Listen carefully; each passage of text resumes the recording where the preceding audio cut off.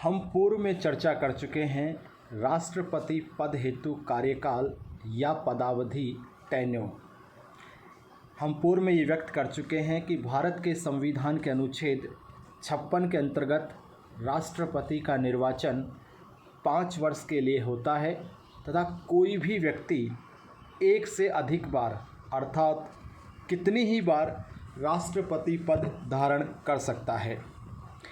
राष्ट्रपति के पदावधि या कार्यकाल की समाप्ति से पूर्व मृत्यु, त्यागपत्र या अन्य कारणों से पद रिक्त होने पर 6 माह के भीतर राष्ट्रपति पद हेतु निर्वाचन कराना संवैधानिक बाध्यता है।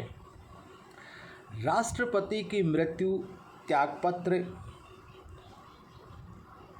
या अन्य कारणों की स्थिति में उपराष्ट्रपति द्वारा राष्ट्रपति का पद ग्रहण किया जाता है, अर्थात भारत के उपराष्ट्रपति कार्यवाहक राष्ट्रपति के रूप में कार्य करते हैं।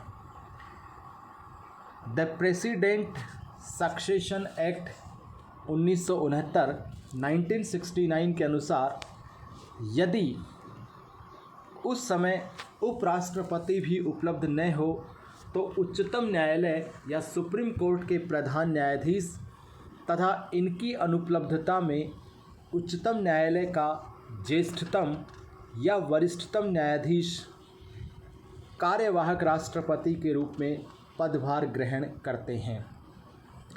राष्ट्रपति स्वेच्छा से उपराष्ट्रपति को संबोधित अपना पद त्याग कर सकता है या फिर महाभियोग इम्पीचमेंट की प्रक्रिया द्वारा भी समय से पूर्व या उनकी पदावधि से पूर्व उन्हें पद से विमुक्त भी किया जा सकता है।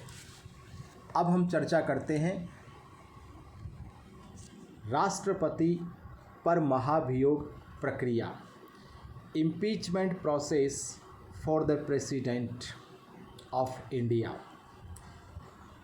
भारत में राष्ट्रपति पर महाभियोग संविधान के अतिक्रमण यानी वॉयलेशन ऑफ द कॉन्स्टिट्यूशन हेतु लगाया जा सकता है। संविधान के अनुच्छेद 61 के अनुसार एक संकल्प या प्रस्ताव रिजोल्यूशन के रूप में संसद के किसी भी सदन द्वारा यह महाभियोग का आरोप लगाया जा सकता है जिस पर कम से कम उस सदन के 1/4 सदस्यों के हस्ताक्षर हों।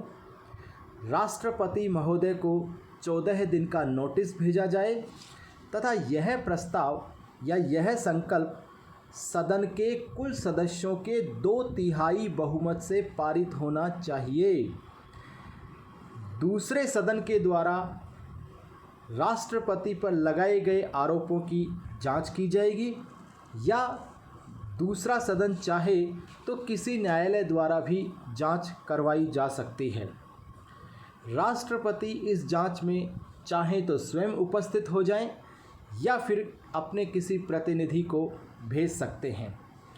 जांच के पश्चात यदि दूसरा सदन भी 2/3 बहुमत से लगाए गए महाभियोग इम्पीचमेंट को पारित कर देता है तो राष्ट्रपति को उसी समय तत्क्षण पद त्यागना होता है।